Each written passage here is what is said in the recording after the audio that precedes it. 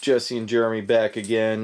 We have another unboxing video for another piece of musical equipment. We're working on the score for our next Passfire, which is Passfire Overloaded. Going to do some custom music for that, so we've been getting some electronic instruments to do that. Last time we got a ARP 2600, which was awesome. Still kind of working with that, and we got a new acquisition here, which Jared's going to open up. I don't even know what it is. Let's see what Jared doesn't even know what this is.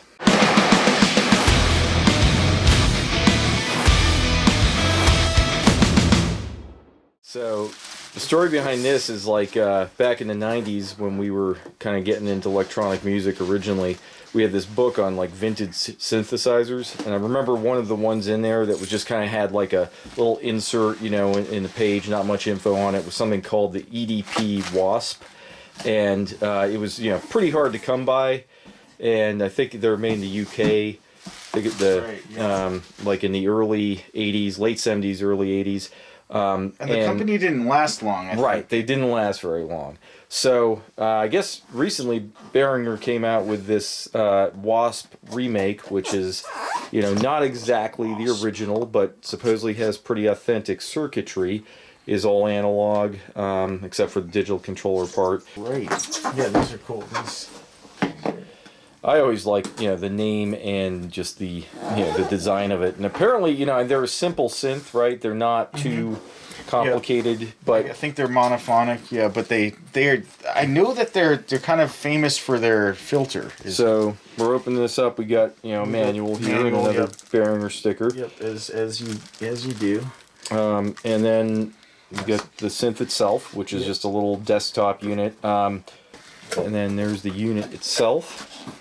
Oh, interesting. And I see a ribbon cable down there, which we'll get to after. But ribbon cable, that's interesting. So it comes well padded.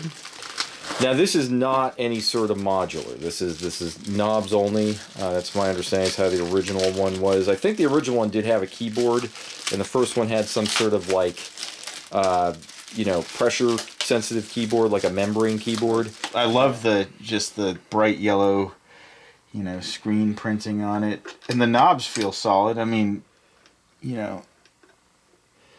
And I think for me, one of the attractions of this was we have a, you know, original Juno 6 behind us, and what I liked about that is just like the simple signal path. It's not modular. There are no jacks on it. You know, it's very straightforward. Some of these more complicated synths, you really can, you know, kind of get yourself in situations where you're not making noise, and you know, this is just a lot more straightforward. So so yeah, again, this is desk mount, but you can get rack ears for it, I know, if you want to rack mount it. Outs, which are low and high. Yeah. And we can select our MIDI channel also. That's like pretty much looks the same as what's power in on the ARP. So it's pretty straightforward. Yep. So we got the WASP now installed in the setup. So we're going to trigger it with the Novation, and Jared's going to run us through how it works. Let's play a middle C here. So let's open up the filter. So we got it. Right now we're in low pass mode. So we'll get that sounding. Yep. And these are like really well known for their filter, right? Like, yeah, the filter's pretty awesome. Here, let me we'll just do a nice filter sweep. You can hear that's with the resonance turned way up.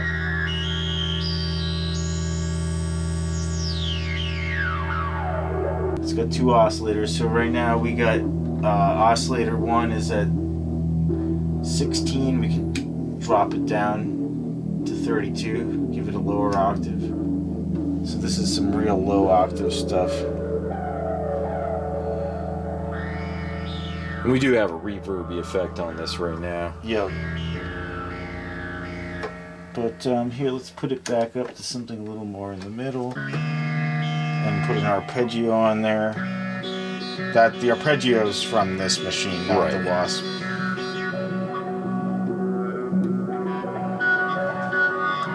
And then you can change each oscillator's can be triangle or saw, I guess, square. It also has bandpass mode on the filter. Yeah, not everything has that.